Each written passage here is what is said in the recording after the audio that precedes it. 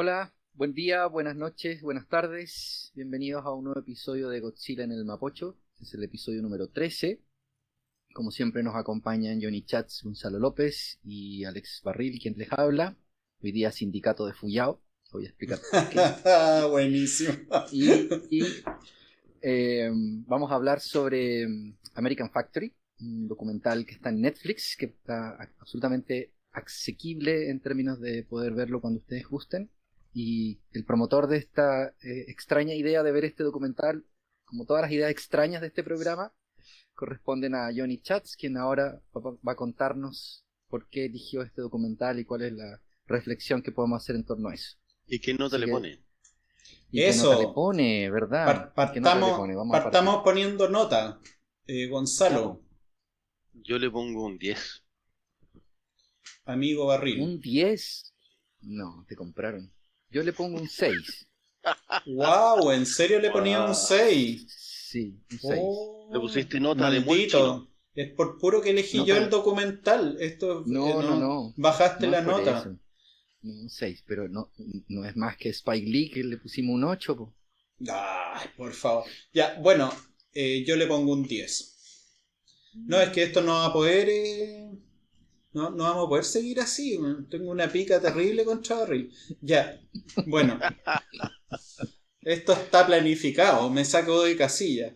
Ya, bueno, les cuento un poco. El documental es un documental del año 2019. Se llama American Factory, como lo mencionaron ustedes. Es de unos realizadores que es una pareja de realizadores. No es que sean pareja entre ellos, entiendo, pero una pareja de realizadores que es Steven Bognar y Julia Reicher. Capaz que sean pareja, la verdad que no tengo idea. Y este documental ganó el Oscar el año 2019 al mejor documental largo y ganó también el premio BAFTA, entre otros muchos premios. Y es fácilmente encontrable, como decían mis compañeros, en Netflix. La historia trata sobre un pueblo en Estados Unidos, una ciudad, no sé, que se llama Dayton, que está en el estado de Ohio, en que es un sector que se desarrolló al alero de la General Motors, de la industria automotriz gringa. Y la General Motors saca esa fábrica en algún minuto, no recuerdo exactamente el año, todo esto es del año 2014, ¿eh? Está ambientado en el año 2014, el documental. Y cuando se va, la General Motors creó una gran depresión en Dayton, donde la historia de vida de los personajes giraba en torno a esta fábrica. O sea, son de estos lugares, no sé, como sería en Chile Casablanca con Chile Tabaco, no sé, algo así se llama la empresa chilena, que todos más o menos vivían de eso durante un tiempo.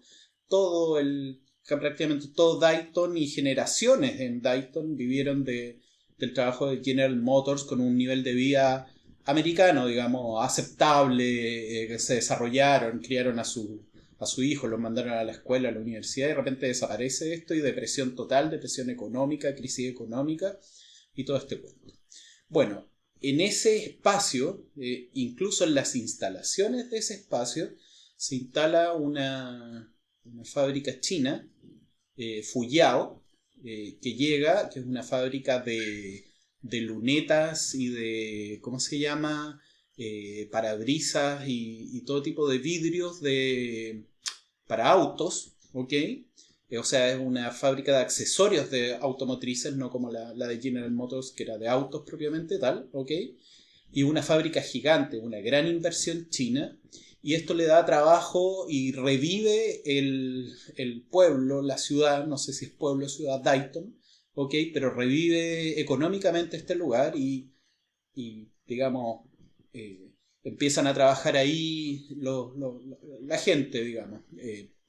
Y el tema es que todo este entusiasmo inicial, porque fue un tremendo entusiasmo inicial, se empieza a licuar con el tiempo, y no voy a entrar en, yo soy el rey del spoiler, siempre lo digo, pero se va a licuar en el tiempo porque finalmente no es lo mismo una fábrica americana, norteamericana, gringa, con la cultura occidental y gringa particularmente, que una fábrica china, de dueños chinos, de cultura china y de forma de hacer las cosas chinas. Y de hecho, gran parte de una parte, un porcentaje de los operarios, porque esta fábrica no solamente está en Estados Unidos, sino que la sede está en China, ¿ok? Esta fábrica tiene un porcentaje de trabajadores chinos, ¿ok? Y en un principio es manejada, es contratado como una línea gerencial o de directores, digamos, de la empresa, gerentes, no directores, y mandos medios, gringos que tenían que aprender, digamos, cómo administrar este cuento. Y bueno, eso también va entrando en crisis en el desarrollo de la película y es muy interesante. Para mí bueno, yo viví en China, como saben mis amigos acá, y estoy muy inmerso como en el tema cultural de este choque cultural que se produce entre China y el resto del mundo, pero China en este caso con su principal adversario, que es Estados Unidos, ¿ok? ¿Cómo se da esto? Los chinos teniendo empleados norteamericanos, estadounidenses, y todo lo que pasa ahí para mí es de una maravilla.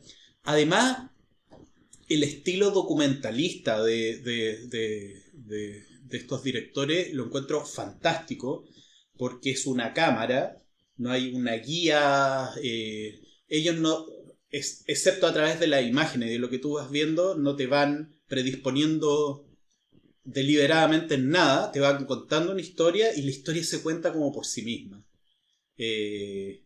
Desde mi perspectiva es una historia de terror. Después podría explicar más para darle la palabra a ustedes, digamos, pero la encontré realmente, como les decía, a mí me voló la cabeza, me dejó impactado y pensando, para mí es una foto del futuro, es una posible foto del futuro. Eso, les dejo la palabra a ustedes para sus comentarios. Gonzalo, dale. Em, a ver, cuando uno termina de ver el documental, bueno, un par de cosas que para que no se queden en el olvido, el documental fue producido por una empresa que pertenece a la ex primera pareja de Estados Unidos presidencial, es de los Obama, es de Barack y de Michelle Obama. Es el primer Oscar que se ganan y fue producido en conjunto con Netflix. Eh, ¿Qué es lo interesante? A ver, cuando uno termina de ver el documental, es de esos documentales que uno, de esas películas que uno lo dejan pensando, ¿no? Termina la película y uno queda como clavado mirando algún punto en el espacio, buscando alguna explicación respecto de lo que vio y de lo que considera que podría ocurrir o que podría estar ocurriendo. Lo primero que me llama la atención es que por primera vez veo así como en primera persona, ¿no? O sea, como casi como un testigo, a pesar de que fue filmado en 2014, entre 2008 y 2014 fue filmado en realidad. Eh, es la idea de que, bueno, siempre el que tiene la pelota es el que tiene el dinero, ¿no? El que, como dicen por ahí, el dueño de la fiesta pone la música. Y en este caso, ver que dentro del territorio estadounidense el que ponía la música era un multimillonario chino, y que los gringos o se adecuaban al estándar de producción china, con todo lo que eso significa, con todo el golpe cultural que eso significó, o se ponían a producir como chinos, a trabajar como chinos, digamos, o se iban. De hecho, eh, hubo, digamos, gran rotación de personal durante la filmación de la película. Eso yo no lo había visto, no lo había pensado así. Tal vez al leer algunas cosas, claro, uno va como haciéndose una idea, pero ser testigo de eso y de lo que significa a fin de cuentas el encontrón cultural, pero en este caso por lo menos en esta cancha no estaban las condiciones, no estaban los dos equipos en las mismas condiciones, digamos. Y ver a los gringos de rodilla es raro, es raro.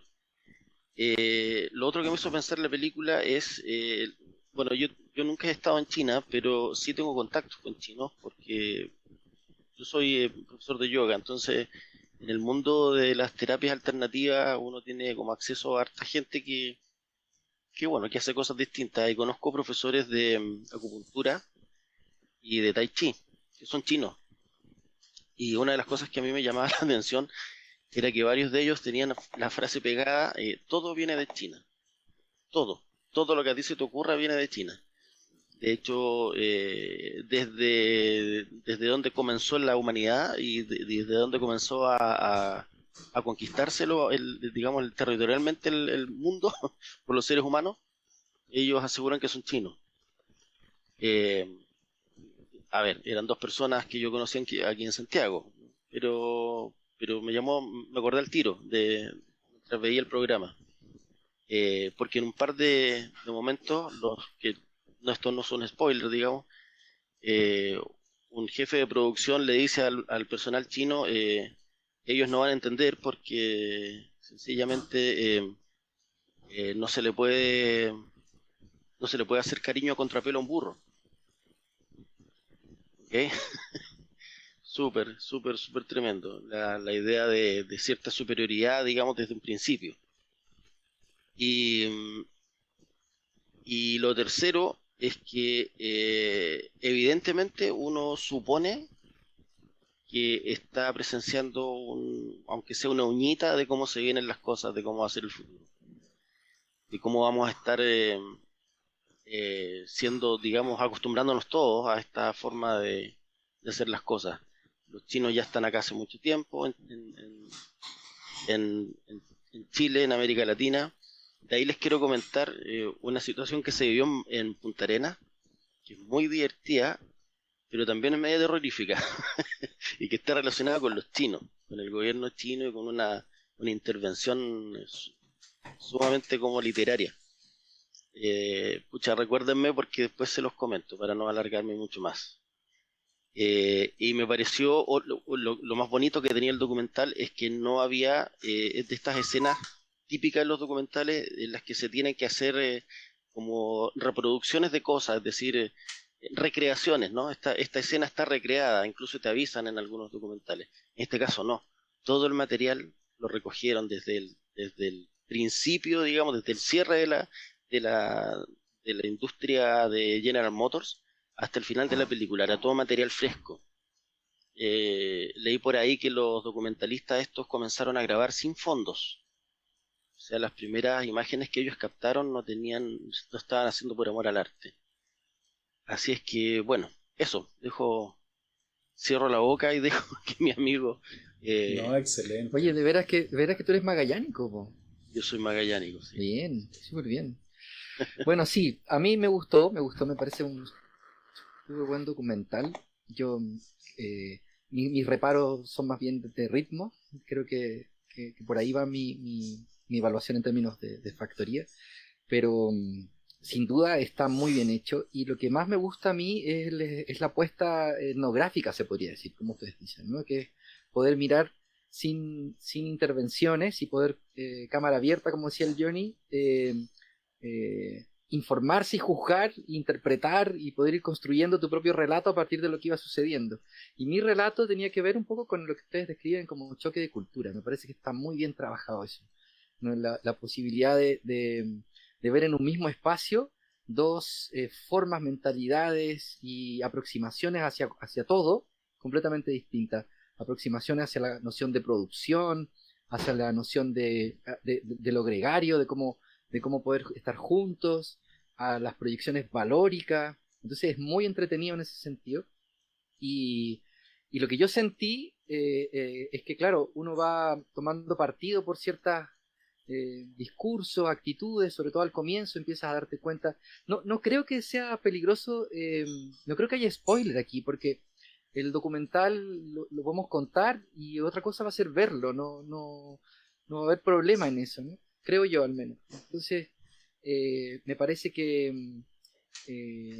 la forma en que van mutando la actitud de los chinos como inversionistas, que además sabemos yo y he aprendido escuchando al John y por lo que hemos leído, que esa inversión china no es un empresario privado, es el Estado chino invirtiendo plata en Estados Unidos, digamos. Ya esa figura es absolutamente delirante. La actitud que tienen de venir efectivamente a colonizar y a evangelizar a este grupo de norteamericanos flojos y dispersos. La actitud al principio, como decía el Johnny, de ser recibidos como salvadores por la mala situación económica en la que estaba el pueblo, gente que estaba sin trabajo por años y que estaba muy agradecida, cómo va cambiando esa actitud en la medida que se empiezan a dar cuenta de esta máquina de producción que uno no percibe hasta que le muestran cómo funciona la fábrica no sé en qué lugar de China está Johnny, pero me parece que está en Shanghái, ¿o no? No Bueno, lo sé, no, sabes claro, que no reparé muestran en las...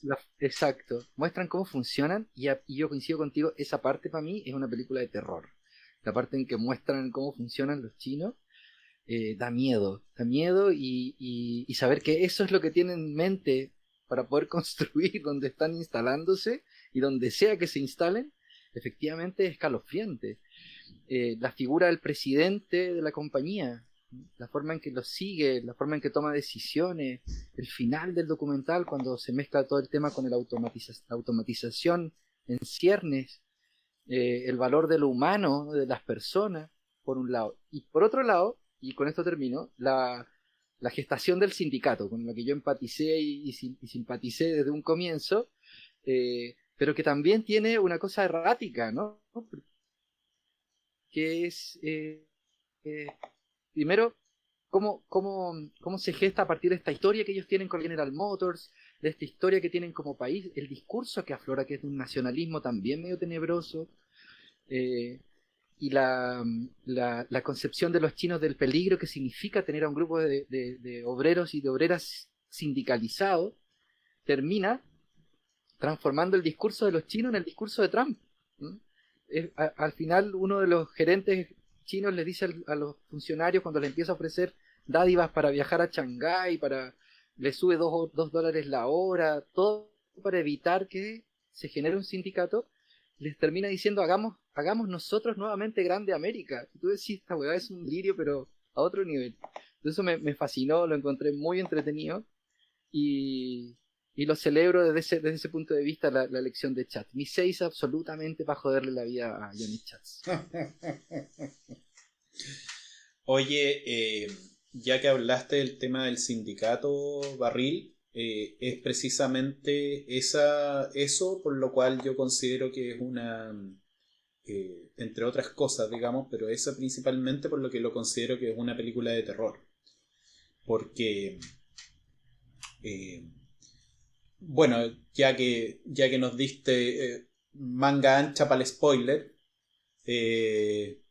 voy a tratar de ser lo menos no sé cómo se dice, ya no voy a conjugar ese verbo, pero en el fondo ahí está la tensión entre los trabajadores gringos que ven que se están vulnerando ciertos derechos laborales y quieren con este mundo tanto en seguridad como en horas de trabajo como en todo lo básico, digamos, del desarrollo de la cultura occidental en términos del trabajo, que se está vulnerando eso y quieren formar un sindicato como a la usanza occidental, a la usanza gringa en este caso.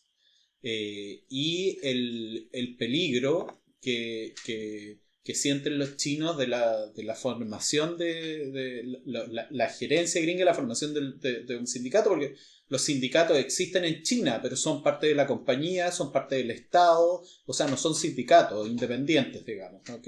Evidentemente en el contexto de una dictadura y un sistema, además de un sistema social que va mucho más allá de lo político, que es totalmente jerarquizado, donde vale solamente lo jerárquico. Entonces, claro, uno podría instalarse, como debe ocurrir, una empresa india en Estados Unidos, o en cualquier parte del mundo, o en Latinoamérica, o donde sea, como se podría instalar una empresa de Zambia también en Estados Unidos, estoy inventando cualquier cosa.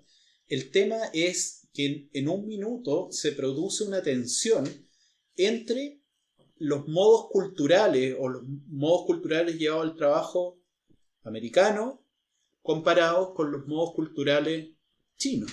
Entonces tú decís, están en Estados Unidos, compadre, ¿cachai? Esto lo van a ganar obviamente los miembros del sindicato. ¿Y qué es lo que ofrecen los chinos para ganar este gallito entre si hay sindicato o no hay sindicato? ¿Qué es lo que ofrecen para tratar de ganar? No voy a decir quién ganó, pero ¿qué es lo que ofrecen los chinos? Ofrecen más plata, ofrecen más bienestar, ¿ok? Ofrecen el trabajo, o sea, el que no se sindicaliza tiene asegurado su trabajo, el que se sindicaliza, como queda muy claro en la película, pasa a ser un enemigo de la empresa. Y la película es de terror por el desenlace que ustedes lo tienen que ver, digamos, pero que es, si se dan cuenta, ese es el ofrecimiento que tiene el ciudadano chino todo el tiempo en China mismo.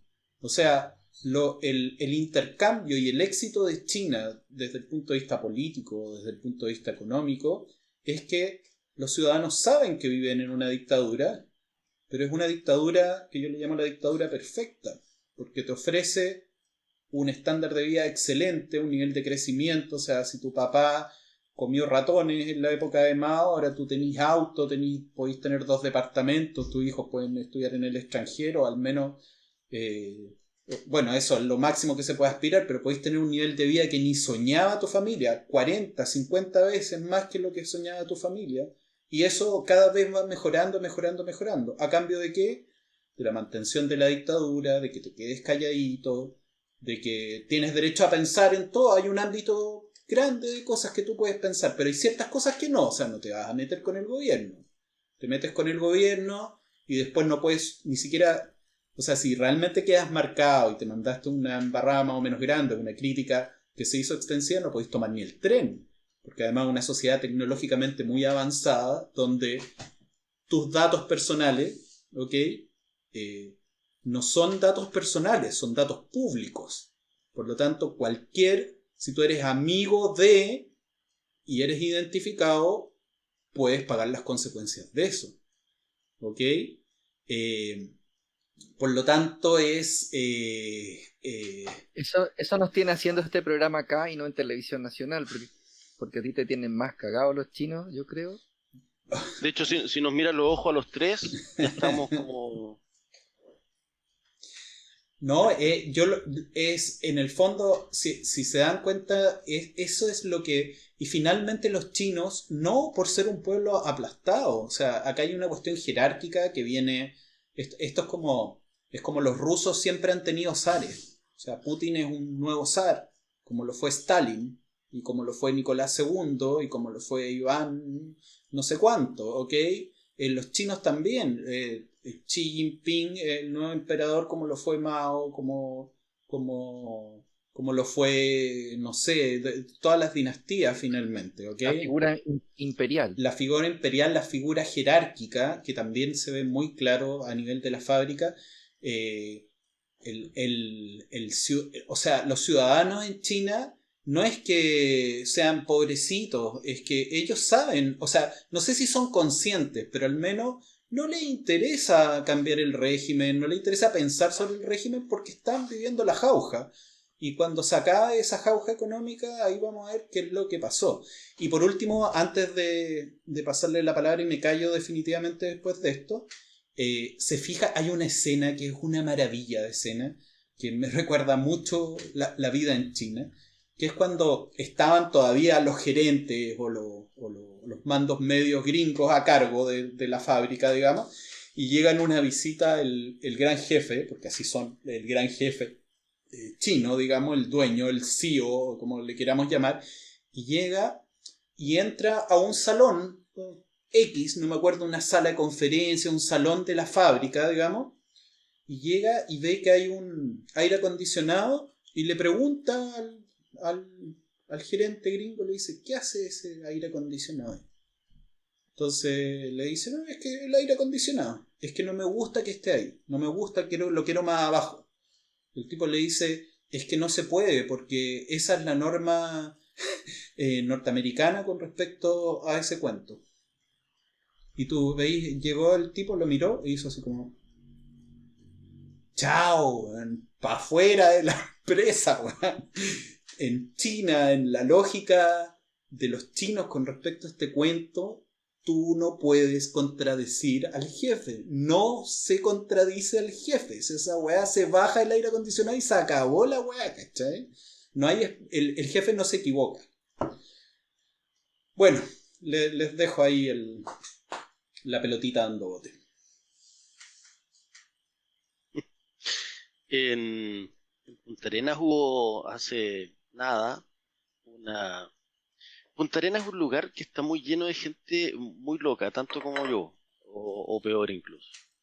Entonces, pues, es un lugar que tiene cielos muy despejados, más bien cielos prístinos, no es que sean despejados, porque hay mucha nube, pero cuando está despejado se ve mucho, se ve muy bien. Entonces allá es muy fácil ver estrellas fugaces, es una cuestión como del diario vivir, no es una cosa así como de vez en cuando. También se ve muy claramente como los satélites, digamos, pasan por encima del planeta. Es bonito, digamos, para la gente a la que le gusta la astronomía, por ejemplo. Es un lugar llamativo. Va mucha gente, de hecho, viaja mucha gente. Pero es también un lugar donde mucha gente ve ovnis. Es un lugar donde se ve mucho ovni. Yo nunca en mi vida he visto un ovni. Viví 19 años en Punta Arenas y nunca vi ninguno. Pero bueno, hay gente que los ve y que se reúne mucha gente, mucho ufólogo, ¿no? Y durante los últimos 2 o 3 meses, hubo una especie como de flat, le llaman así, ¿eh? Flat de avistamientos ovnis, cerca de Punta Arenas, filmados y todo, ¿eh? Cerca de Puerto Natales, una luz empezó a seguir a un caballero, este caballero casi se vuelca en el auto porque se arrancó esta luz. Bueno, salió en los diarios, salió un montón de lados este caballero hablando y qué sé yo. Y como les digo, 2 o 3 meses en los que había avistamientos diarios, que eso sí que es raro, eso es raro en la historia magallánica, digamos. Hasta que comenzó a circular la idea de que no eran extraterrestres, sino que eran máquinas. Y que esas máquinas, luego, por un tiempo, comenzó a circular la idea de que eran máquinas chinas. ¿Ok? Entonces se pensó que había un grupo de la Armada China haciendo algún tipo de ¿cómo se llama?, de ejercicio en los mares adyacentes, no en el estrecho, sino que o en el Pacífico o en el Atlántico o en, qué sé yo, en los canales. La cuestión es que había mucha gente muy preocupada, incluso hasta la Marina, y al final se descubrió que fueron los primeros experimentos realizados por una base militar china que se puso en la Patagonia Argentina. ¿Okay? Aparentemente, bueno, yo no sé cuáles son bueno, lo pueden googlear, está como bien fresquita la noticia, porque se volvió bien, como se transformó en una polémica también en Argentina, porque aparentemente son unas platas que puso ahí el gobierno chino para poder hacer una instalación que se supone que es de carácter científico, pero hay mucha gente que está diciendo que en realidad no lo es, sino que es de carácter militar. Y que esos avistamientos en realidad fueron naves, digamos, o sea, pueden haber sido ¿cómo se llaman estos drones? Drones muy avanzados, qué sé yo, pero se metieron para el lado chileno. Y estuvieron, como les digo, los vieron en Punta Arenas.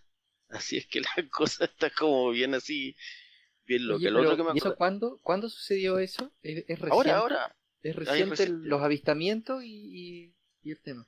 Qué buena Sí, historia. yo tengo amigos que son muy fanáticos de esto, de los avistamientos y qué sé yo. Y yo siempre estoy buscando, no, soy escritor, pues entonces siempre estoy buscando información, entonces converso harto con ellos. Es gente súper seria, de hecho son profesionales súper exitosos y que tienen este hobby, que es una mezcla entre astronomía y ufología. Pero en este caso, la cosa terminó de manera mucho más interesante, porque ya estamos hablando de que probablemente, capaz que sea hasta espionaje, po, anda a saber tú. No, está muy buena la historia, tenéis que escribirla. Está muy buena. Sí, Eso muy les quería entretenida. comentar No, sobre, me me acordé gusta. mucho ayer cuando, o sea, no ayer, cuando vi el documental, me acordaba de estas chinos en la Patagonia, que además, para que ustedes sepan, la base que ellos pusieron tiene un nombre en inglés. O sea, ni siquiera, no está en chino, no está en español, que podría ser, sino que está en inglés. Y se supone que lo que hacen es lanzar, o sea, vigilar el movimiento de algunos satélites especiales No, chinos. esa cuestión es espionaje por todos lados. Oh, qué heavy. Oye, me das pie para cerrar mi intervención con comentario del documental. A propósito de lo que contaba el Johnny, que claro, para mí también la figura del presidente de la compañía es una figura muy extraña. De hecho, el relato final en el auto, cuando lo vean, es un buen broche para ese personaje enigmático. Eh, yo me quedo con esta locura y este delirio cultural de querer transformar a los norteamericanos en chinos al final, ¿no? De poder querer transformarlos en su mentalidad completa. Y la obsesión y la cosa obsecuente por generar eso. Y al verse frustrados, lo que terminan es abriéndole paso a algo que no, y corrígeme Johnny si es así, algo que en China no lo hacen, que es automatizar. O sea, la única solución que encontraron para que los gringos pudieran actuar en función de lo que ellos querían era echándolo y transformando la producción en maquinaria, en robots que pudieran hacer la pega mejor que lo que hacían las personas norteamericanas. Y eso es una cuestión escalofriante, digamos, ¿no? Y que Te, parte de su cultura. Dale. te puedo hacer un alcance y ojalá que pueda decirlo cortito, pero ¿no te parece que finalmente el gran logro, ok, no es la automatización, sino que convirtieron a los trabajadores que eran gringos en chinos? Porque hicieron este mismo intercambio, les ofrecieron tener trabajo sin que jodieran la pita. O sea, habían un gran porcentaje que se oponían a la creación del sindicato que decían, oye, yo prefiero el trabajo, tener las lucas, poder mantener a mi familia, que tener un sindicato. Y eso es, en el fondo, crearon chinos no chinos. Absolutamente. Anuncio de spoiler, anuncio de spoiler. No, pero no, ¿qué fue lo que dije? Bueno, Ya lleva dos. Se está debo transformando en llevar rey. como Sí. 30, weón. Ya. No, genial. Oye, Darth estamos Vader en era el el Papá de tiempo, Luke. ¿no? Más o Nos menos. quedan unos minutos Nos todavía. quedan unos Sí, minutos, genial. sí, sí, bueno, ¿cómo se llama?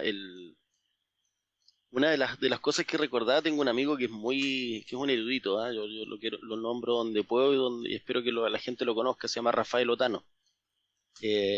Periodista y un caballero es un erudito, se pasó.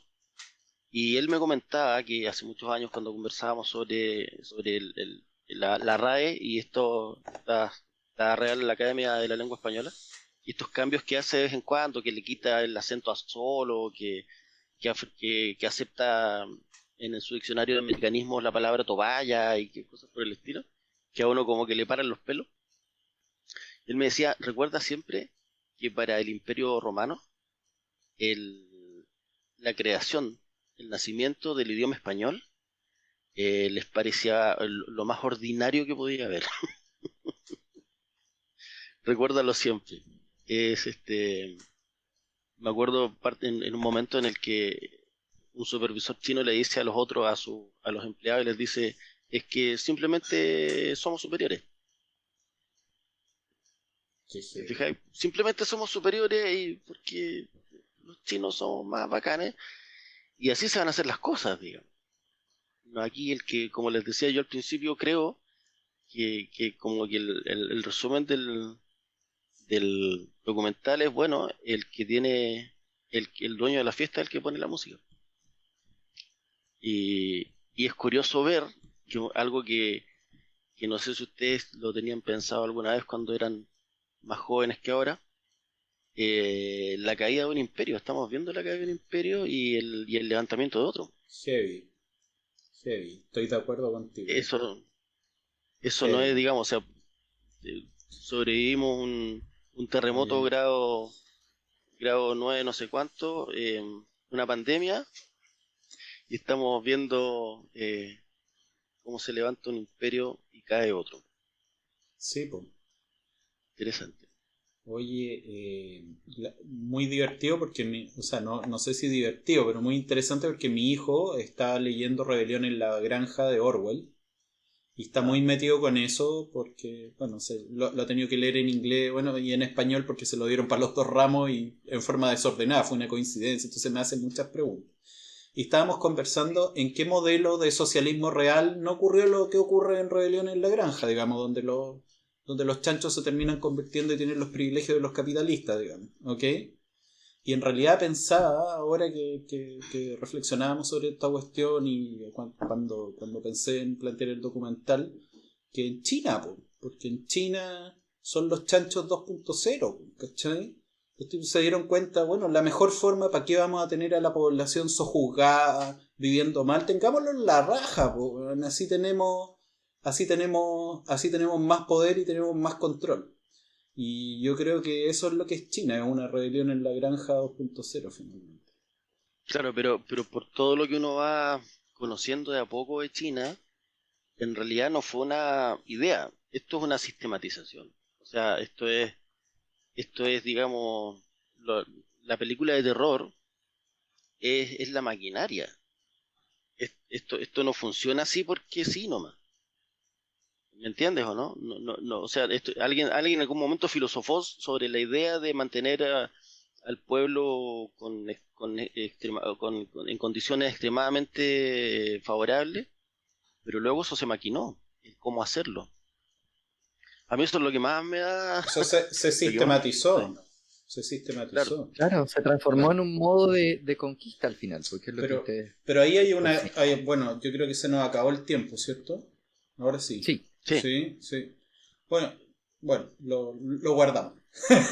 no, pero No, dale, pero llévala, dale. tira No, a es modo que, de cierre. lo que hay que preguntarse ahí en el desarrollo de China, porque China en su proceso de irse convirtiendo en una potencia, era una potencia al interior, era una potencia represiva, pero tenía algunos espacios que se iban abriendo democráticamente muy tímidos, ¿ah? De participación y todo el cuento. Y como potencia mundial siempre fue una potencia que incentivó el comercio, que no se metía en los asuntos internos de los países, iba haciendo como un avance más interno y de desarrollo económico, pero siempre en el ámbito del comercio.